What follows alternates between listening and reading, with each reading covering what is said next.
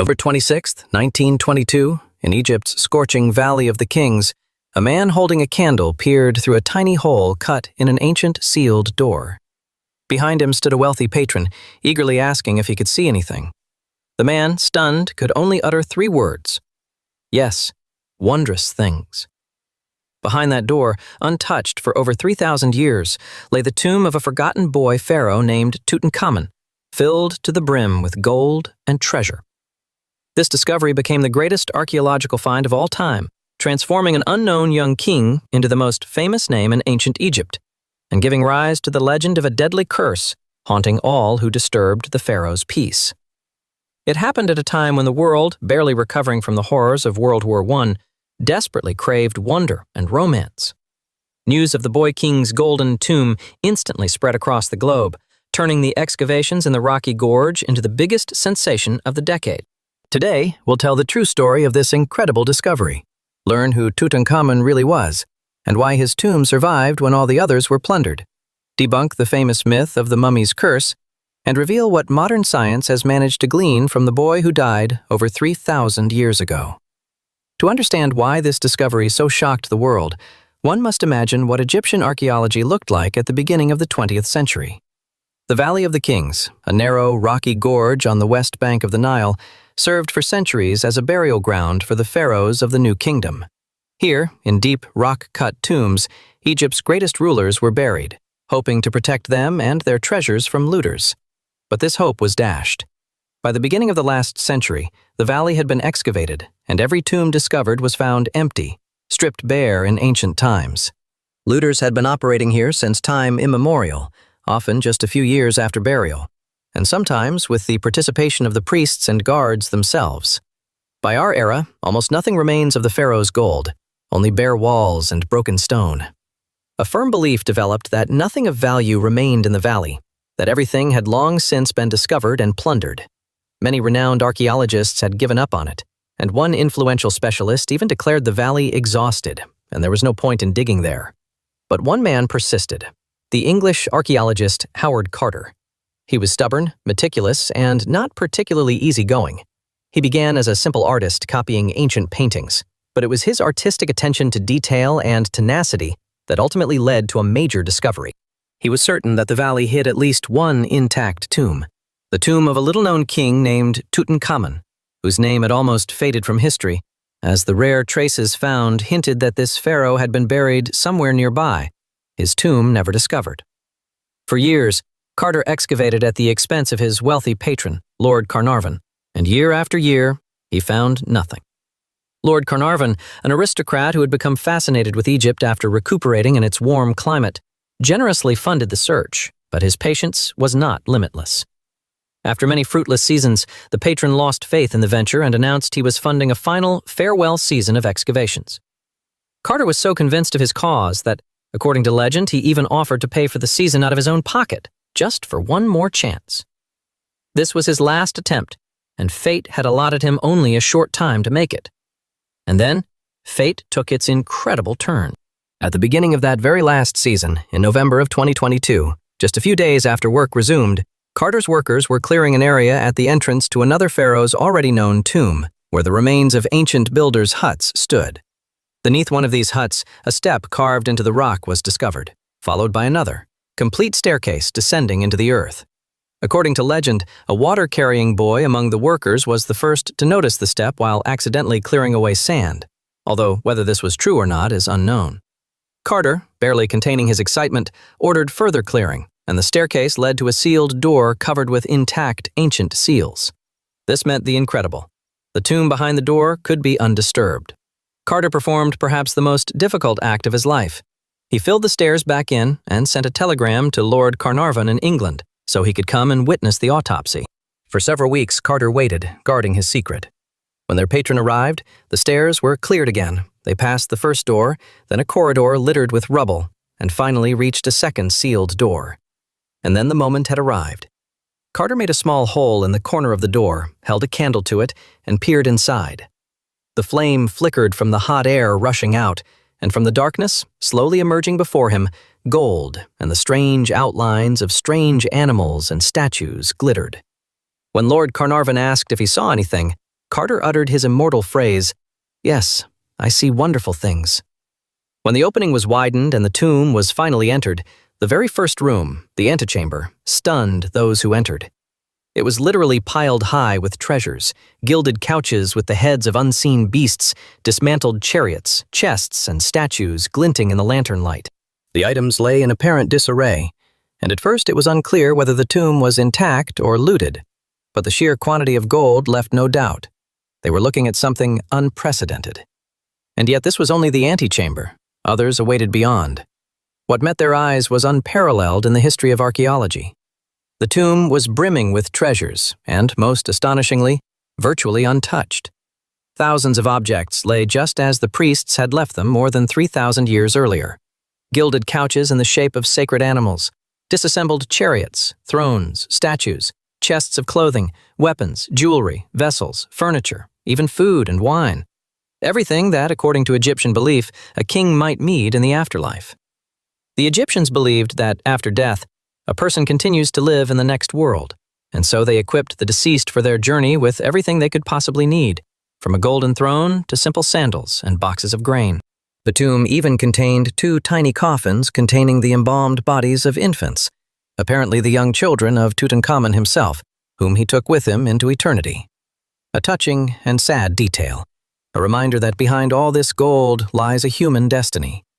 The rooms were so densely packed with artifacts that it took Carter and his team nearly 10 years to carefully catalog, photograph, and retrieve every single item, counting over 5,000 in total. Carter worked with obsessive meticulousness, recording the position of each object, and it was this meticulousness that turned the excavations into a model of scientific approach, as previously, antiquities hunters often simply dragged finds away without regard for their placement. This required years of painstaking work.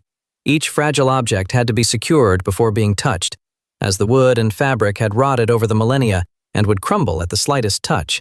Carter dedicated nearly 10 years of his life to this work, essentially the rest of his career. Although his greatest discovery brought him worldwide fame, it also exhausted him with endless efforts and disputes with authorities and journalists.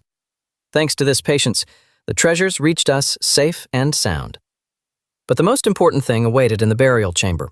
There stood gilded wooden reliquaries nested one inside another like Russian dolls. Inside them a stone sarcophagus, and within it 3 more coffins nested one inside the other, the innermost of which was cast entirely from pure gold and weighed over 100 weight. To get to the mummy, Carter had to dismantle this entire system layer by layer, and each new coffin proved more beautiful than the last, until at the very core glittered the very gold for which, according to Egyptian belief, the entire burial was intended. For gold was considered the flesh of the gods and promised the king eternal life. And inside the last coffin rested the mummy of the youngest pharaoh, whose face was hidden by that famous gold funerary mask with blue stripes, which became a symbol of all ancient Egypt, a masterpiece of jewelry the likes of which the world had never seen. Weighing over 10 kilograms, this mask is cast from pure gold and inlaid with blue lapis lazuli, turquoise, and colored glass, and the skill with which the calm features of the youthful face are captured amazes even modern jewelers. The burial chamber itself, the only one in the entire tomb, was painted, its walls depicting scenes of the burial and the king's journey to the afterlife. However, the mummy itself was not handled with the utmost care. During embalming, it was liberally doused with resins, which hardened over time and permanently bonded the body and mask to the coffin. Carter, in order to extract the remains, was forced to literally cut the mummy apart, a move that scholars later frequently regretted. But even this does not diminish the magnitude of the discovery. For the first time in history, humanity saw the body of a pharaoh lying in its own golden coffin, just as the priests had arranged it thousands of years ago. But who was this boy, for whom so much splendor was created? Here's another paradox of this story. In life, Tutankhamun was a rather insignificant ruler. He ascended the throne as a mere child, around 9 years old, and died very young, around 18 or 19, having reigned for only about 10 years. He waged no great wars, built no gigantic temples, and left no lasting mark on history. Moreover, his reign fell during a difficult time. His father was apparently the heretic pharaoh Akhenaten, who did the unheard of. He rejected all the old gods of Egypt and attempted to introduce the worship of a single god, the sun disk. This turned the entire country upside down. Akhenaten closed the temples of the old gods, stripped the powerful priesthood of power, abandoned the former capital, and built an entirely new city in an open field dedicated to his one god. For the Egyptians, who had lived with their familiar gods for millennia, this was a true shock, and the country plunged into turmoil. Upon ascending the throne, young Tutankhamun was forced to revert everything, restore the old gods and the old order, and even his name was changed to erase the memory of his father's heresy. At birth, he had been given a different name in honor of the disgraced disk god, but later the name was rewritten to glorify the restored ancient god. Essentially, the young king was governed by adult advisors and military leaders who carried out all his affairs for him, returning the country to its normal life. After his death, subsequent rulers tried to erase this entire inconvenient era from history, along with Tutankhamun's name. His statues were appropriated by others, and his name was erased from the lists of kings. His name was almost forgotten, and it was precisely this oblivion, as we shall see, that paradoxically saved his treasures. In a remarkable stroke of history's justice, those great pharaohs who built colossal monuments and loudly celebrated themselves attracted the attention of robbers to their tombs and lost everything, while a modest boy, forgotten by all, whom no one remembered, preserved his riches untouched precisely because of his own insignificance. And now the main mystery. Why did Tutankhamun's tomb survive, while the tombs of all the great and powerful pharaohs were completely plundered in ancient times? The answer lies in several fortunate coincidences. First, the tomb was small and modest, clearly not originally intended for a king. It seems Tutankhamun died so suddenly and so young that a luxurious royal tomb was not prepared for him, and he was hastily buried in a cramped, ready-made tomb, more like a nobleman's. Second, and this is crucial, its entrance was quickly hidden. About a century after the burial, a tomb for another pharaoh was being built nearby, and debris and then the workers' huts filled the entrance to Tutankhamun's tomb. Over time, it was simply forgotten, buried, and life bustled above it, unaware of the king lying beneath. A forgotten name, a modest tomb, and a layer of construction debris on top. Three coincidences that preserved for us Egypt's only nearly intact royal tomb. The robbers who plundered the entire valley passed literally over Tutankhamun's head and had no idea he was there. It's worth noting, however, that the tomb was twice visited by thieves shortly after the burial, as evidenced by footprints and seals hastily tied by priests. However, both times the robbers were apparently frightened off, and they managed to grab only a few small valuables and ointments without reaching the main treasures. Soon after, the entrance was buried, sealing the tomb for over 3,000 years. So Tutankhamun's tomb is not a perfectly intact burial, but rather a miraculously preserved one, which is why its contents have survived almost entirely, while only bare walls remain of other royal tombs. And so we come to the most famous part of this story, the legend of the pharaoh's curse. Soon after the tomb was opened, an event occurred that shocked the entire world and gave rise to a myth that lives on to this day. Lord Carnarvon, the very same patron of the excavations, died suddenly in Cairo just a few months after the discovery. The cause was blood poisoning from an infected mosquito bite he accidentally scratched while shaving.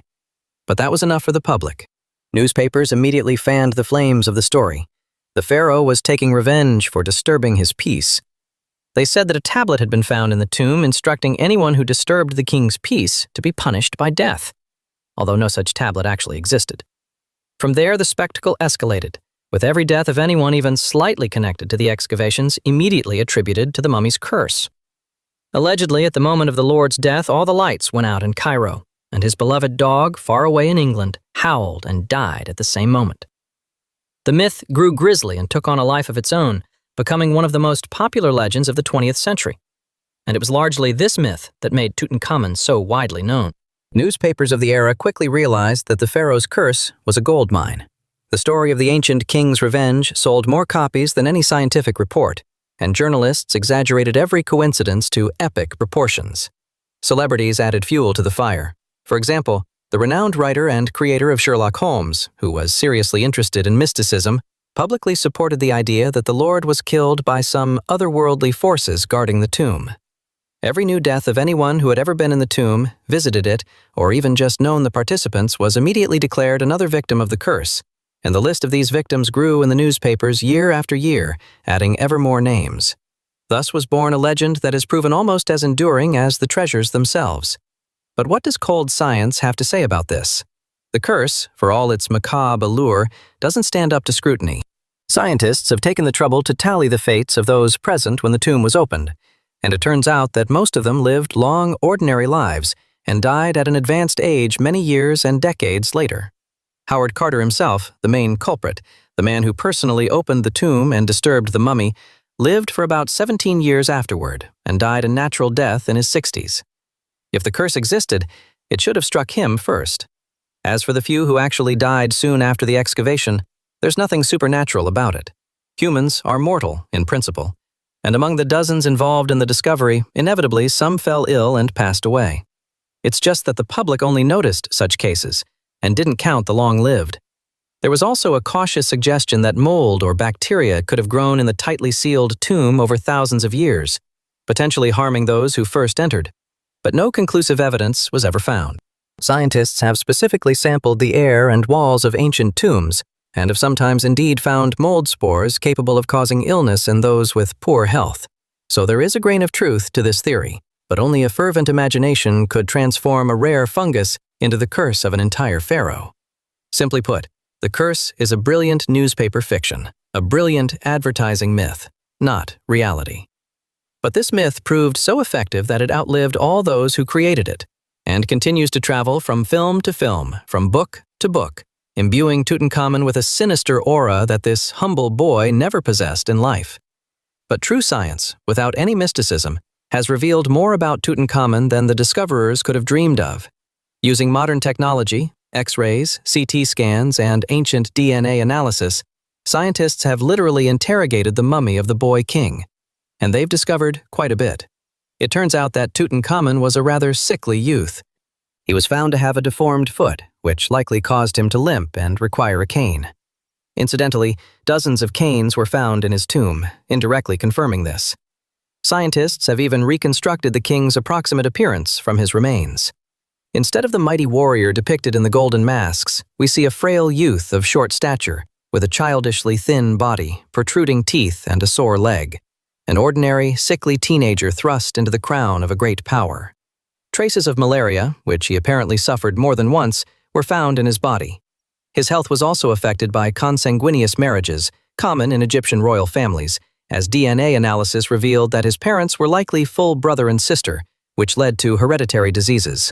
Egyptian kings often married their own sisters to preserve the purity of the royal bloodline and the divinity of the dynasty. But nature took its cruel revenge, accumulating ailments and weaknesses in their offspring.